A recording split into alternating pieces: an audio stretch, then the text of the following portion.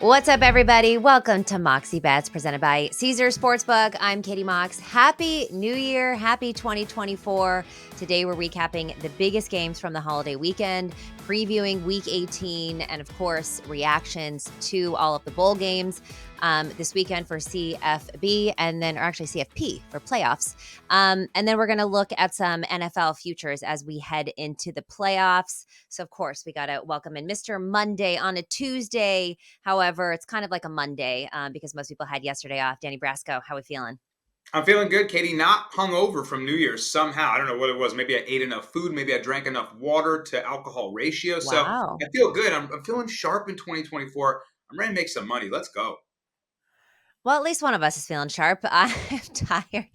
I went out in the city on New Year's Eve. One of my best girlfriends from LA was in town. Her husband makes music and is also a DJ. And so we had a gig on the Lower East Side at the Beekman Hotel. And his set was 2 to 4 a.m. So this is the last time I've closed down a club. I don't know, in the last 10 years, maybe 15 years, 20. I don't actually know. But yeah. And then, we spent yesterday walking around the city and doing all the things since they live in California. So I am tired, but also, let's just get right into 2024 here, right? Or maybe not. Let's look back at 2023, the last weekend of 2023. A couple of interesting games, Danny. Well, first of all, do you have any New Year's resolutions? Anything you want to carry forward or start new? Interesting. You know what? On a personal note, I've had a freaking torn labrum in my hip for like 2.5 years now. I got to fix my hip. Oh, It's going to change my whole yeah. life, my just general mood day to day, aches and pains. Get Yeah. back into boxing. I have to kind of step away from that for a bit. So I want to fix that. And then more than anything, I want to continue to just improve my sports betting game. Every year, I feel like I'm getting a little wiser. I learn a little more. I absorb more from people that, have a different angle, different take than me. And I'm learning how to really have a multi-pronged approach to my handicapping process. So just want to get 1 year sharper in 2024. I love that. I'll take that. I will get 1 year sharper as well. And I'd also like to prioritize having a life and not just working all the time. All right. So let's look at last weekend. I mean, probably one of the most talked about things is that Cowboys and Lions game on Saturday night. There was the controversial win. A lot of people think the Lions should have won. They went for that, go ahead 2-point conversion. Late in the game, officials then flagged Lions offensive lineman Taylor Decker after he caught a pass that appeared to be the potential winner with only 23 seconds left. He was called for illegal touching, a penalty for not reporting as eligible. The Cowboys ultimately win that game. What did you think of this call? It's been pretty controversial. I think, but it's kind of funny to me because this is one of these little ticky tacky calls was exactly how the Cowboys lost that game to the 49ers in the playoffs a couple years ago. And then they got the other side of it now. Definitely one of the first things I thought about was that call going back to last year. But yeah, it's more than anything, it concerns me about the precedent that the NFL referees are setting with all these Yeah. tiny little ticky-tack calls, as you called them, like the offsides lineup. Fine, if you're lined up offsides, you're lined up offsides. But now you see a referee calls it. Now we have to look for every centimeter that you're leaning forward. It's almost like watching a photo Yeah. finish in a horse race. Like it's getting Yeah. a little ridiculous. So now we need to do the same thing for reporting as eligible. We need to watch every conversation that every substituting player has with every referee. Did the referee hear him? Did he run away too soon and not allow him to report eligible? It's getting ridiculous, Katie. It's just like a rules fiasco. And more than anything, it points out how odd some of the NFL rules really are when you really look at them. Super odd. So interestingly enough, Schefter reporting that many officials on Brad Allen, who was the head referee crew, will be downgraded and likely won't be involved in postseason games, which seems to me like, the NFL is, I mean, taking this seriously enough to punish the referees for this action. Do you think that that is warranted?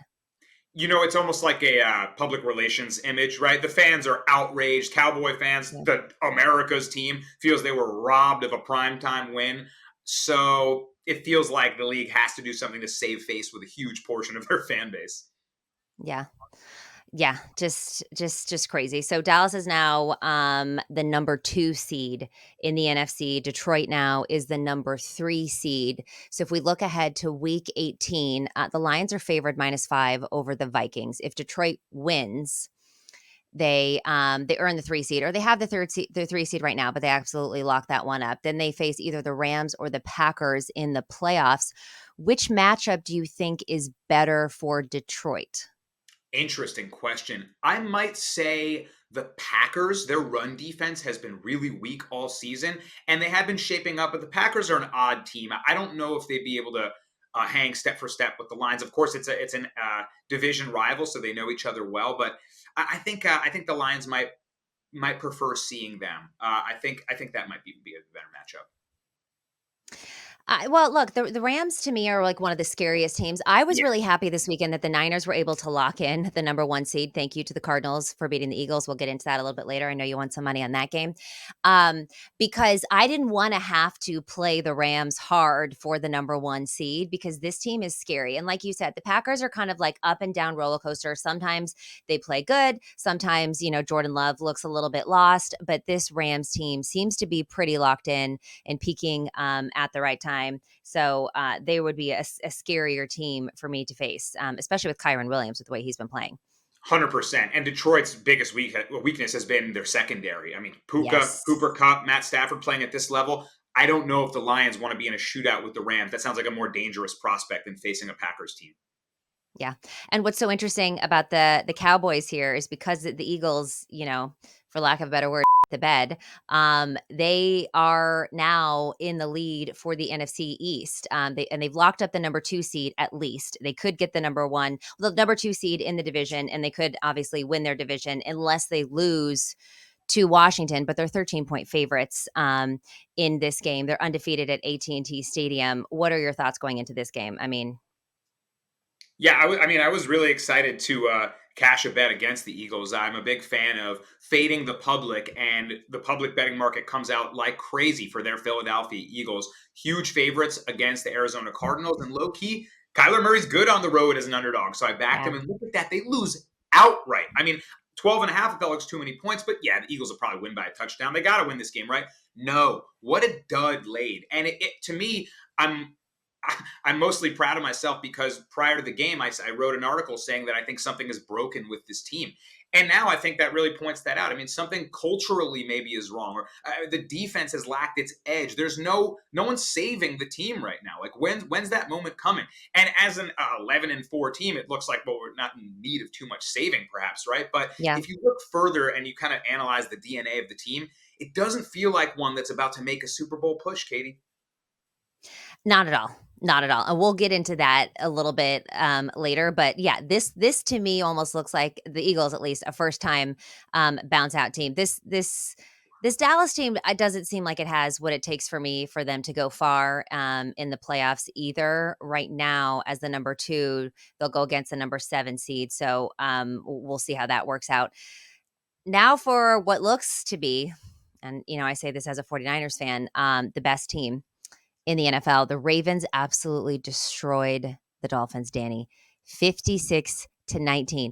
The Dolphins, I believe, are like the only team in the history of the NFL, all whatever 35 years of it, or 53, I don't know what the exact number is. It's one of those flipped, that have beaten a team by 50 and then also like drop 50 and then lost by 50 plus by somebody. Like it is just wild. I mean, we thought that like the battle of the fraudulent teams was going to be the Dolphins and the Cowboys. And of course, the Dolphins end up barely winning that game. And then they go and just get absolutely destroyed by the Ravens, looking like frauds yet again. Or are the Ravens just the best team in football? I mean, Lamar Jackson, 5 touchdown passes. And with that, he absolutely locked in the number 1, best odds to win MVP. It's now -6,000. Okay. Like it's just, don't take that bet now, people. Okay. McCaffrey is second best at plus 1,800, but nobody's getting this one but MVP. And I really do think that these 5 touchdown passes are what he needed, because that was kind of the only thing that he was lacking was the number of touchdown passes. Because if you look at the last few years, you have to have at least 30. and he wasn't getting there. So I feel like having this 5 touchdown performance against a secondary and a Vic Fangio led defense that has been pretty good as of late. So one, what did you think of this game? And then we'll talk about, the Ravens and their kind of playoff picture, which looks pretty good. Yeah, it really does. Lamar stamped that MVP trophy. Absolutely. I had 3 units up on the Ravens between their spread, the live money line when they went down 10-7. Right after Tyreek Hill dropped that easy touchdown in the end zone, just felt the vibes of like, this ain't gonna go well for them today. Like Yeah. that's 100% of the time that's a catch, and it's not. Felt wrong, and then all of a sudden a drubbing was laid on them. Lamar, I mean, like you said, I think it's a good point. Like the traditional sports writers that vote for this award, they want to see you get those traditional quarterback stats. So those 5 TD passes were super clutch. And the Ravens did prove they're the class of the AFC.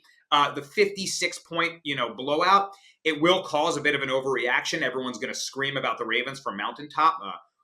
A lot of us were doing that before that game. Same way Yeah. that people were doing so about the Dolphins when they dropped 70 on the Broncos, right? So, yeah, I don't want to overreact to 56 points. I'm just going to react to, I really truly believe that the Ravens are the best team in the AFC. And I'm excited to see how they do in the playoffs, man. I feel like they need to get over this hump that they haven't Yeah. quite been able to do. And I think Lamar has his best shot as any to do it this year. I got to tell you, well, so now the Ravens are the number 2 in terms of the odds, right? They're the number 1 seed in the AFC. The Niners are the number 1 seed in the NFC. Ravens, interestingly enough, have the second best odds to win the Super Bowl. They're at plus 330. The Niners are the favorite at plus 210. And we saw what this Ravens team did to my 49ers just a couple weeks ago. However, I don't think it's necessarily indicative of how a Super Bowl would necessarily go down. I'm biased, of course, but I still do think that this Niners team is a better team than what showed up that day. Obviously, Brock Purdy had a tough game, 4 interceptions. One of those was a bad interception. 2 of those were batted up and luckily caught by Ravens players. The third one, his arm got hit. Again, he owns those. They're his. I'm not making excuses for him. But there were things that happened in that game that were able to kind of turn that around. But when I look at the last time that the 49ers and the Ravens were in the Super Bowl, it was called, the Har Bowl because it was John Harbaugh and against his brother. Well, now Michigan is in the national championship game, and it's looking like the Ravens are going to be in the Super Bowl, and it just feels like another kind of Har Bowl year, which to me means that the 49ers are also going to the Super Bowl. That's what I'm saying in my little superstition. But if we look at this now, Ravens obviously clinched the number 1 seed with that win. The Dolphins are now the number 2 seed. The Ravens are visiting the Steelers. Steelers are favored -4 in this game. I think it's mostly because they don't think the Ravens are going to be playing a lot of starters. They're just trying to stay healthy. It doesn't necessarily matter. So that's that. And then you look at this is a big game for the Dolphins, right? Who just lost this game. They're facing the Bills. The Bills are favored by 3. So if the Finns, they've already missed out on the top seed by losing that, right? And what is at stake for them is a chance to have a home playoff game. It'll be their first home playoff game since January of 2009. They have the number 2 seed with a win. They fall to number 6 and a wild card date in Kansas City if the Chiefs lose. How do you think this game is going to play out? Dolphins and Bills. I'm laying it with the Bills. Wow, fascinating. Yeah, a lot of if this, then that scenarios. A lot of playoff seeding could get mixed up. I agree with you. I like the Bills -3. The only caveat to that is that I usually like to bet on teams that just got blown out. Everyone in the public's usually going to be like, oh, they Yeah. stink, right? They just got 56. That's usually when you want to jump to the other side and buy low, as they say. But largely, it comes down to the fact that all year, and since last year, I've been saying I think this Dolphins team is a fraud. I think it's Yeah. I don't want to minimize it to it's Tua giving screen passes to Waddle and Hill. It's more complex than that. McDaniel deserves more credit than that. Hill, Waddle, and Tua deserve more than that. But I don't You think mean that Mostert? Mostert, exactly. Like they're dynamic, but I don't know. I mean, you take away one of those weapons, a tweaking of the ankle, an injury to Waddle or Hill, and they're severely compromised. And ultimately, it comes down to a team that's greater than 500 when Miami has to go outside of their own home building. Tua against a team, road or neutral, above 500, 2-9 straight up for his career. So look what happens when he faces the classes of the league, right? I think it's going to show once more. The Dolphins are always dangerous, but I don't believe in them against a surging Bills team right now that feels like they're the rightful winners of the AFC East all of a sudden. Yeah. Yeah, I agree. And I feel like Josh Allen is just kind of on a mission right now. And since they fired their offensive coordinator, the Bills have been on a bit of a tear here. So I agree with you there. And Katie, Looking before we move on from the Bills, I got to say they lost Daquan Jones, best D tackle on the team, Matt Yeah, Milano, best linebacker, Tre'Davious White, best corner. Early in the season, they lost three of their best yeah. defensive players. They've shaped up, they filled those holes. Guys are stepping out. They got Rasul Douglas. The defense got a lot better since it lost, three of its best guys. So Bills are back. People should be afraid of them. Well, and to your point too, talking about this Dolphins team being a little bit fraudulent, one of their star players on offense, goes out and everything seems to fall apart. You look at this Bills team who've lost all the people that you have stated. Or how about this Browns team, okay, that got their star running back out in the beginning of the season. They've been through a million different quarterbacks, and now they got Joe Flacco, and they may actually make a good playoff push here. I mean, that is incredible. What's even crazier is that I forgot they lost Nick Chubb. Like Jerome Ford Yeah, has been good. And yeah, yeah, we've been, the quarterback carousel is what we're paying attention to. They lost maybe the best running back in the league to start the yeah, season. And here they are. yeah. Wow. Yeah. Yeah, well, he was also the favorite to be, I think, one of the offensive players of the year, certainly Yeah. to have the most rushing yards and rushing touchdowns of the year. So, yeah. Oh, I mean, that's what I'm saying. There are some teams that can get over those injury concerns who are not frauds. And then there's ones where there's a couple things that go wrong and everything seems to fall apart. Another interesting game that happened and an interesting defeat that I actually did not see coming. And I want to see what your take on this was. The Steelers defeated the Seahawks 30-23. Steelers are now the ninth seed. They're in the mix for a playoff contention. And the Seahawks are in the eighth seed in the NFC. Mason Rudolph will start, even though Kenny Pickett has been cleared. Since Rudolph, who replaced Mitch Trubisky, who replaced Kenny Pickett, the Steelers' offense has erupted to an average of 32 points per game. This is an offense who couldn't score to save their life for 90% of this season. 32 points per game, over 400 yards of offense per game. And in that win over Seattle, Mason Rudolph completed 18 to 24 attempts for 274 yards and no interceptions. Kenny Pickett threw an interception almost every single game this season. Mitch Trubisky, I can't even get into. What do you think of Mason Rudolph and the Steelers all of a sudden? Unreal. The phenomenon of the backup quarterback continues. Josh Uh, Dobbs, Jake Browning, Nick Mullins, and now Mason Rudolph. I probably didn't name 20. Joe Flacco. There's 25 others I could name. And oh, in their please. initial debuts for their teams, they've had a lot of success. Rudolph feels a little different than some of the other ones. He's been with the Steelers for a long time, and he's a true pocket passer. You see, finally, you got a guy that's willing to sling the ball downfield. Well, what do you know? George Pickens goes and makes a play. Well, what do you know? Deontay Johnson's actually Yeah. pretty good when his hands turn back into real hands from bricks.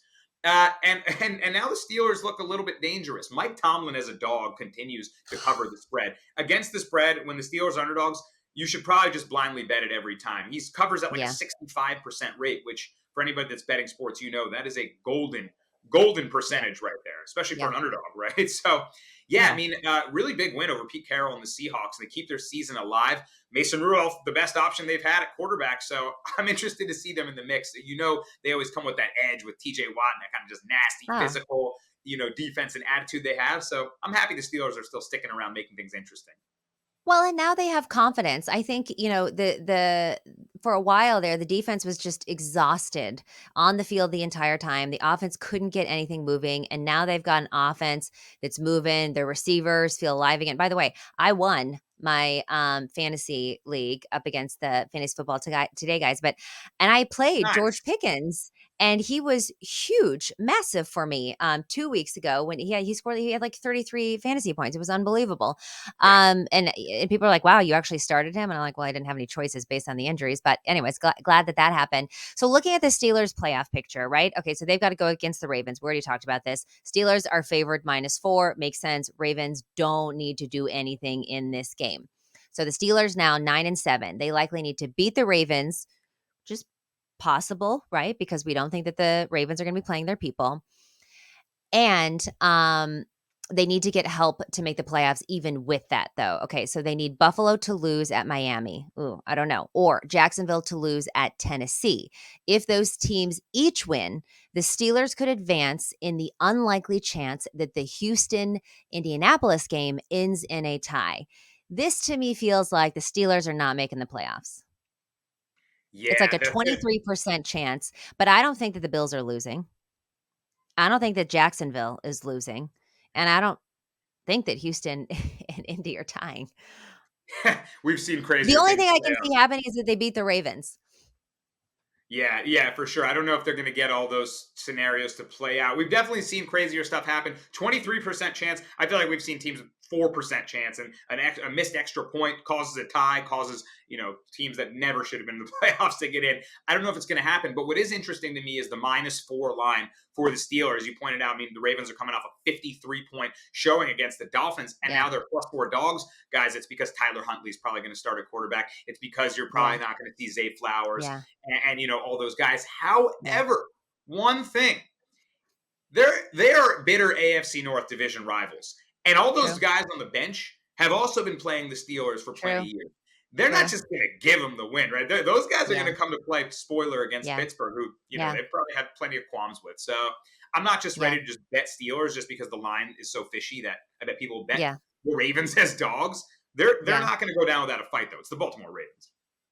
No, I agree with you 100%, and that's the thing too is you gotta think and also a lot of these backup players are playing for contracts and stuff next year. Do you know what I mean? They really need to show that they deserve to be on the team. So like you said, just because the starters aren't starting doesn't mean that this isn't gonna be a competitive football game, and that guys aren't out there really playing and giving it everything that they got.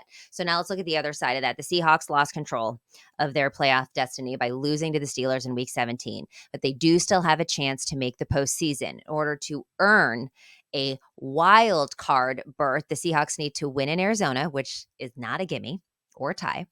And they also need to get some help in some other NFC games. So Seahawks win and Green Bay loses or ties. The Seahawks tie and Green Bay loses and Tampa Bay loses or ties. The Seahawks tie and Green Bay loses and New Orleans loses or ties. I don't think Everyone that the Seahawks are beating the Cardinals, so I don't even think any of these scenarios. I mean, you want to talk about Mr. Spoiler Alert? That's Kyler Murray. I just saw like Russell Crowe in A Beautiful Mind, like equations and like pi and like delta, all just mathematic symbols crossing my brain. Because wow, I have no idea what you just said, but I do agree that Kyler might play spoiler road. Well, he's not on the road; they're at home here. But as an underdog, I mean, he's been a profitable QB to back. So yeah, the Cardinals were a team that was scrapping it out with Josh Dobbs in the beginning, and then they fell off. Their defense stinks at the end of the day. But now they got Kyler back, and they look dangerous. Some of those weapons. So I like kind of the narrative of a team that's out of it just to play spoiler against the teams that need it. Actually, if you look at Yeah. some betting trends, teams that are Mm, above 500 that play teams that are below 500 in the final weeks of the season don't cover at a great rate. It's these like have to win spots. Just because they have to win or have to cover doesn't mean they're right, going to. So beware of that right. narrative. No, totally. And I kind of forgot about that going into this. And then we've had this conversation, and I'm like, yeah, you're right. This is a little bit, it's so hard to handicap and we're going to get into week 18, but I think it's so hard to handicap these games because you just don't know. Sometimes at the last second, too, who's going to be playing in these games. But yeah, don't count them out. And there's a lot of history behind the spoiler playing spoiler. I mean, we saw it last year with the Lions playing spoiler to the Packers in the final game of the season and not letting them go off into the playoffs. But my favorite collapse of the week, the Eagles.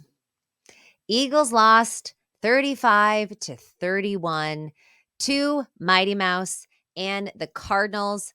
So the playoff bound Eagles, right? They've already locked in their playoff berth, but it was their fourth loss this month, second at home.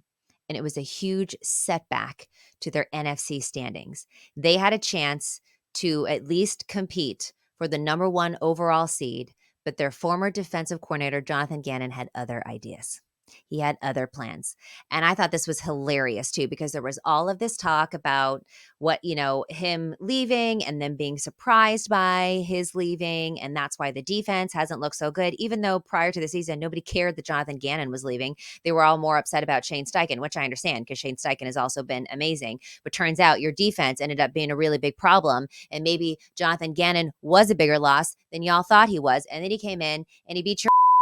But I digress. So he spoiled their chances of hosting a home playoff game. Jalen Hurts threw that very desperate throw, intercepted, sealed the game. What are your thoughts on this Eagle team? Because now, again, they no longer have a shot at the top seed in the NFC, and they no longer have home field advantage. They may not even win the NFC East. They will need Washington to win in order for that to happen, which, by the way, Washington is a 13-point dog in their game coming up this weekend. What's going on with the Eagles? Wow, the playoffs no longer go through the link there, Is right? And a that's 10-1 team at one point, a 10-1 team. that's massive for them too. You know how good they are at home. That's a raucous environment. And you know what's even more surprising to me, Katie? I had the Cardinals plus 12.5. Kyler Murray throws that pick six as they're driving. It looks like it's going to be a competitive game. And then throws a 98-yard pick six, and the Eagles go down 14. I'm like, yep, I'm not going to even cover this wide spread. And then the Eagles find a way to lose the game. Gannon was cheesing on the sideline. The Cardinals general manager came down from the booth. He's like, we really going to beat them right now? I mean, the Cardinals, that was their Super Bowl right there. So they did it. And props to Gannon, who we've all been making fun of about his preseason. Do you have fire in your gut? Did you ride the bus here? Oh my God, I forgot about that. We were like, can't fire anybody up. All right. Okay, we see you, Gannon. Katie, they took the bus, and it worked. And yeah, Gannon got them pumped up, beating the Eagles. Like you said, really a big loss in Jonathan Gannon as defensive coordinator, because yes, the offense hasn't looked quite right, but Philly's always found a way to make it happen, right? Whether it's the tush pushing their way 100 yards down the field, Antonio Brown making a big play, that offensive line just bullying people. They find a way to make it happen. You can't, defensively, they need to stop the bleeding, and that's really been their Achilles heel. The secondary is not stopping anybody with Bradbury and Slay and good corners. Slay's out now. They've lost linebackers. Their defensive line, that's usually the catalyst of their defense. It gets great pressure rate. Fletcher Cox, Brandon Gray, they're not getting the pressure they normally get. At every level, there's issues on the defense. It's not just this is happening or that's happening. I think they're broken. You know who broke them? Brock Purdy. 49ers. That demoralizing loss to the 49ers, this Eagles team has not been the same since then. I think something inside of them mentally broke after that game, because it was such like an emotional, and it had been gearing up for an entire season for this rematch, and then they just got demolished at home, and they haven't been this. So, and look, again, totally biased here, but I think that the 49ers broke the Eagles. Moving ahead to week 18, Eagles are 5-point favorites over the Giants, who under Tyrod Taylor looking a little bit friskier. So again, the Eagles need to beat New York, and the Cowboys need to lose to the Commanders. Commanders are 13-point underdogs. That seems very, very unlikely, especially with the way that the Commanders have been playing, in order for the Eagles to get the number 2 seed. That seems unlikely. I'm thinking that this Eagles team might even be a first-round bounce out of the playoffs. Wowza. I mean, they're the Vikings of this year. The Eagles are the Vikings. Yeah, perhaps. I mean, I don't know if I would go to that extent of luckiness, but I get your sentiment, and it does feel like they're a bounce. They were a fraudulent 10-1 team, and that has been proven. They had all of those single score wins that just kind of went their way. Lucky. That luck runned out. They're getting burned by it, and they're going to continue to get burned by it. Yeah, no, it does feel like they're a bounce of the ball away from losing, a handful of games than having won them. So, you could flip the schedule and add 3 losses, and instead of where those wins are. Man, first of all, Tyrod Taylor. I'm a Giants fan. You see the hat? This is a Tiki Barber and Jason Sehorn signed hat. Shout out Jason Sehorn. Nobody. I actually won this at a bowling event with Michael Strahan and the Giants, and it was like the next camper that bowls a strike wins a signed hat, and I was like, I'm up. Bang! Rolled that strike, got the hat. I digress.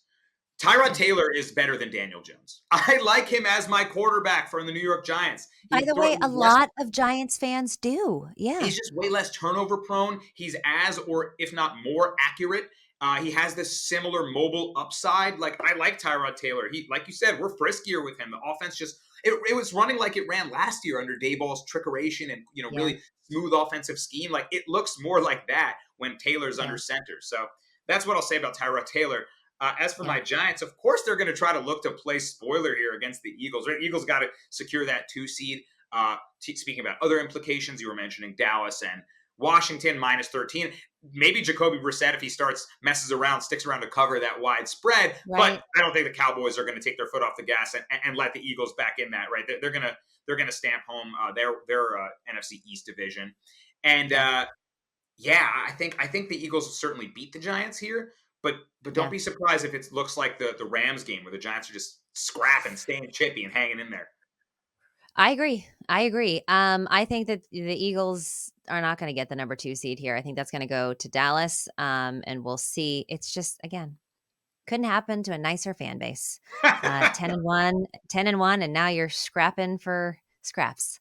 Okay, and then again, Cardinals versus Seattle. Seattle -3 here. I think we both think that Kyler Murray could play. Spoiler alert. We are going to take a quick break here, and then we're going to talk some CFB. Why should you bet with Caesars Sportsbook? 2 words, Caesars Rewards. Every bet brings you closer to the type of benefits only Caesars can offer. Hotel stays, VIP experiences, sports and concert tickets, and more. It's not just an app, it's an empire. All right, welcome back to Moxie Bets presented by Caesars Sportsbook. All right, we're getting a little long here today, so let's quickly react to what happened in the college football playoffs. Alabama versus Michigan. Michigan wins in overtime, 27-20. It's very interesting because Tom Brady's luck was in the building 24 years ago on January 1st. He led Michigan to a 35-34 overtime win over Alabama. 24 years later, we got Blake Corum doing the same thing, 27-20 overtime win over Bama. And just some like personal ha ha ha for myself is that I had commented on an ESPN thing, when the college football playoffs were announced and they showed the Michigan players when it was announced that FSU got hosed and Alabama was in, and everyone's like, oh my God, they're so afraid of Bama. They're so scared of Bama. Oh, and I wrote back and said, I think they're reacting more to the fact that, FSU was hosed than being afraid of Bama. I got so much hate, so much misogyny, so much crazy thing. Oh, guess they weren't scared, y'all. Guess they weren't scared because they came in and they won. But any reactions to that game?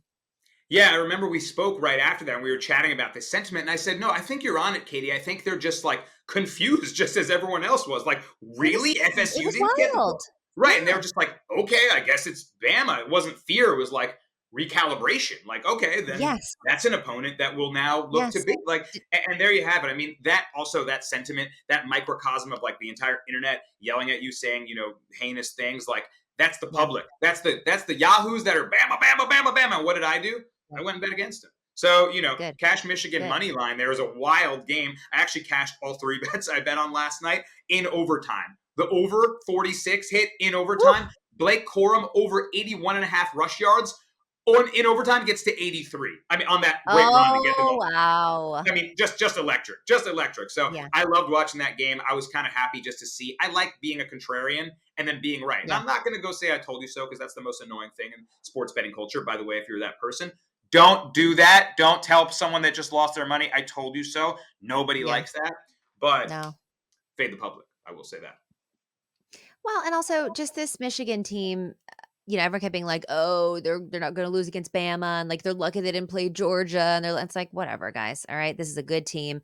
They keep winning. Harbaugh is a dog. I hope they win the whole thing. But in order to win the whole thing, they have to beat Washington, who hold on to win 37-31 over Texas. Texas had a late comeback, scoring 10 points in the fourth, but it wasn't enough. Any early thoughts of this Michigan versus Washington college football final championship? Man, it's hard not to like Michigan for me. I just feel like Yeah, starting to feel like this is their year. The big they're loss four and they a half have point is favorites.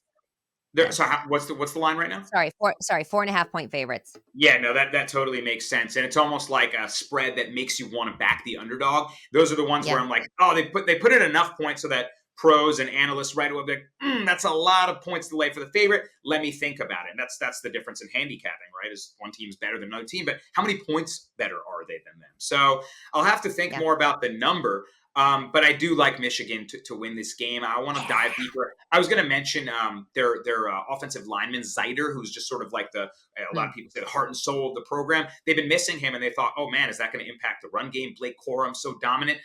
Corum didn't have he didn't have 100 plus last night. He was stymied for a lot of the game, but he did get his in the end. So if they can keep running the ball, maybe I don't know the status of his injury. I would love if he were able to come back for that. I don't know if that's the case. Yeah. But if they can keep running the ball, they can keep playing Michigan football. I think they win this game.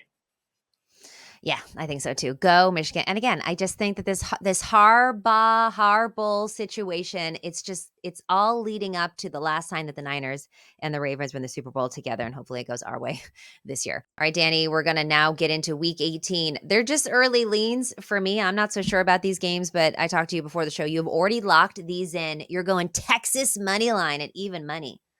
Yeah, give me the Houston Texans plus 100. CJ Stroud is back, baby. And I think he can rip Yeah. apart this Colts defense. Defensive coordinator Gus Bradley runs zone at the highest rate in the league. And CJ Stroud is just a tactician, intermediate, short, deep, all the throws. He's threading the needle. The guy is fantastic. And I think he's a tough matchup for Gus Bradley to game plan for. Mostly also, Katie, I don't believe in Gardner Minshew and this Colts offense. A lot of people are No riding Minshew Minshew mania. mania? Yeah, I know. Everyone loves Minshew mania, but I feel like the luck is going to run out on him. He actually ranks very high in turnover-worthy throws. So for all those big explosives, we could see some regression happen and more turnovers occur. He's a number of games where he's had multiple interceptions this season. And I think this Texans defense has been really stout and scrappy under D'Amico Ryans, your boy D'Amico, right? Take a look at that game against the Titans last week. They were down a ton of starting defensive linemen, and they still stepped up and were able to neutralize Derrick Henry. So this Texans team has really impressed me, just like their heart and soul, the culture of it. D'Amico came in and really made a team out of this franchise. So give me Stroud to beat up on that Gus Bradley defense, and give me Minshew to regress a little bit here against a scrappy Texans defense. I love it. And honestly, CJ Stroud missing those couple of games is really the only reason why the Texans, aren't on that upper trajectory that they kind of were on ahead of that. Losing him was just a huge Tank blow to Dell them. But and Tank and Dell, my boy. Tank Dell. Yeah.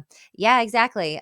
So this is like to your point, this is a very good team. I think the Colts are a good team too, but they're also dealing with some injuries as well. So yeah, I mean, at even money, I do think that the Texans are the better team. So I do like that you locked that in now because we may see some movement there as the week goes on. I'm looking at this Jacksonville, Tennessee game, and it's interesting because this line opened up at like 3.5 favoring the Jags. It's already moved to 5. I actually think it could move a little bit more because Ryan Tannehill is likely to start this game, right? Will Levis left the cart with I believe it was an ankle injury at some point in the game. Trevor Lawrence missed his very first game of his life. He never missed a game in high school. He never missed a game in college. And this is the first time he ever missed a game in the NFL. He wants to be back out there. So if Trevor Lawrence is likely playing this game and you've got Ryan Tannehill back in this game, even if it's CJ Beathard, the Titans cannot get pressure up front on any quarterback. Their secondary is awful. It resembles Swiss cheese. I believe they're ranked 25th versus the pass. So if Trevor Lawrence is playing, if he somehow gets the go, this line is going to shoot up even more. So even though it's already gone from 3.5 to 5, I still kind of like the 5 because I just don't know if Trevor Lawrence is going to sit out another game. I don't know if he misses 2 games, back to back in his life, even though there's some playoff implications. And by the way, the Jags need to win this game in order to lock up their division and get that home, guaranteed home field advantage for the first game. So I feel like Trevor Lawrence is going to play this game. And so I do like the Jags and laying the 5, but I'm still not 100% sure in it. But after I think I've just convinced myself actually to lock this one in later today. What's another one you're looking at? I love doing that. I love jumping on a show with someone like you and then being like, you know what? I just spoke out the case for why I'm going to do that. Here I go. And I go make Yeah. the bet. It went from a lean to a lock. Yeah, workshop it. I just got to say it. I got to throw it at someone else. And it does make sense when I say it out loud. I think you might be onto it because as you were talking, I was looking up injury reports of Trevor Lawrence. Showing improvement, considered day-to-day ahead of Week 18. Shoulder looks a little bit better. And maybe there's some inside information that's moving that line I see some money coming in on the Titans, yet the line is going the other way. So maybe, in fact, Lawrence will play. They need this game. Yes, I'm wary of betting on teams, like I mentioned before, that need to win. But the Titans also have a draft pick to think about. And Vrabel as a dog, we know, is great. But he's also going to be the coach for a while, I think, in Tennessee. Yeah. Losing this game benefits their future a lot more than winning it. Yeah. Am I Yeah. calling for an outright tank in this game? No, but Vrabel's smart. He's subtle. I think he might subtly tank this one. So Yeah. I could see the Jags winning in a fairly, I don't want to call it blowout, but fairly easily. If their defense is healthier, these guys can be the ones to kind of step up, stop the run, and get the win for Jacksonville, who needs it bad. I love that. What else are you looking at? So I also am. What else am I looking at, Katie? What are my other picks here? Raiders. You're laying The 2.5. Raiders. I knew it. Raiders. And I had to go back to the well here because they got me the sneaky backdoor cover last week against the Colts. The +3.5. Shout out to Devontae Adams securing that catch. Man, I wasn't sure if that was a catch.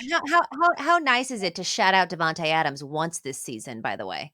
Yeah, that's He's had right. a rough one. It's only mattered in garbage time, I guess, here and there. But all of a sudden, the Raiders are not in garbage time. Antonio Pierce has taken this team, put him back in playoff contention, and has turned the defensive unit into top 10 DVOA under him and Patrick Graham, who's done a really good job. So, which, by the way, though, I still stand that Aiden O'Connell is not better than my guy Jimmy Garoppolo over my shoulder. I mean, the offense still, he's. Yeah. Anyways, continue. Probably, yeah. That's probably fair to say. It was a culture shift that needed to happen, but I think that's it more than anything. It was about the culture shift. And O'Connell, I think, gives them plenty of chance to win as well. I agree with you. He's got plenty of improving to do. But Jacoby Myers and Devontae Adams have been weapons that have been really nice for him whether going over the top, deep balls to Devontae or in the middle of the zone to Jacoby. Like, I think the QB's showing a lot of promise.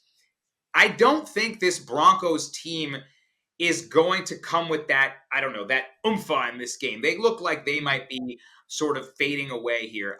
Jarrett Stidham is now the quarterback, and the main reason I feel like they're not coming with the gusto is because there's a locker room controversy going around with Russell Wilson and his contract. They've benched Russell. They're trying to save money. There's guaranteed money dispute, how many games he has to play, and there's a lot going on there. That's not good. Jared Stidham comes in at quarterback now. Guess where Jared Stidham was last year for a little bit, Katie? I know. The Las Vegas Raiders. So I feel like they can scheme against him here. I like the Raiders to win this game. Danny, first of all, to take that one step further, last year, Carr got benched for the same reasons that Russell Wilson is being benched. And who came in? Stidham. And now again, same scenario. Stidham is like the Grinch who stole starters. It's like the Twilight Zone over here. It's super weird. Yeah, he's like, you want to get paid? No, we're bringing in Stidham. So if Stidham gets traded to your team, quarterbacks, watch your back is all I will say. But yeah, no, I like that play as well. I'm looking at this Vikings and Lions team game rather, and I'm liking this over 46.5. Mullins is likely going to start again. The Jaron Hall experience didn't work out. Mullins finally came in and shot some life into this offense in the last minutes of the game or whatever. Detroit's defense has been pretty shoddy recently. A lot of holes, specifically against their NFC North rivals. They're 4-1 to the over in divisional games this season. They average about 31 points per game at home. So we know that this Lions team can light it up. We know that Jared Goff likes to play in a dome and he likes to play at home. And if you look at Minnesota's defense, even as blitz happy as they are, the past 3 weeks have been bad for them as well. They've hit the over in 3 straight weeks. So I could see this one trending over because Nick Mullins, he's going to make mistakes, but man, he's getting, 300 passing yards, still getting several touchdowns. And you also get a couple picks in there too. But I think this one's going to be more of a shootout. So I like that over. Last bet. Yeah, I like that pick, Katie. I definitely lean that way too. I like Nick Mullins. By the way, I just wanted to mention I'm super frustrated Jaron Hall had to start that game because it lost me my fantasy championship in one league. I had Ty Chandler and I had Justin Jefferson, and I needed 30 points from that combo. And Jaron Hall couldn't find anybody out there. Once Mullins came in, all of a sudden Jefferson's got too little, too late. So that is sickening. I am sick for you. I'm glad you won your league. At least one of us came away with a championship here on the show. That's important. Um, Final bet, game of the week, Mhm. Bills, Dolphins, AFC East on the line. We talked about it before. I don't believe in the Dolphins. I think that, like you mentioned, they're one of these teams that's contending for the fraud bowl. It's the Eagles, Yeah, it's the Cowboys, and the Dolphins. I love when they play each yeah, other, figure out who's real and who's not. I think the Bills are winning this game. We talked about all the injuries they faced earlier this season. They're on they're streaking now. They're on their run, and they look a lot healthier. They look whole again. They look like they're playing like a unit. And even with struggles in the past game, we saw a number of games where Stephon Diggs sort of looked a little bit out of it, and they couldn't get it going with him, which had seemed automatic. They went to James Cook, and this offensive line started pushing people around and making it happen just on the ground, controlling. So they can yeah, win in multiple styles. And I think that they're going to be able to beat this Dolphins team if they are compromised with one of their weapons. If Jalen Waddle or Tyreek Hill ends up being hurt, tweak something, I think right away it becomes 50% easier to scheme against this offense. And I don't mean to diminish them or minimize them yeah. because they've succeeded without one of those weapons before. But against the elite teams, I'm going to continue fading Tua and the Dolphins. Yeah, you gotta. You gotta. I'm gonna look at the Rams and Niners. I'm taking the under 42.5.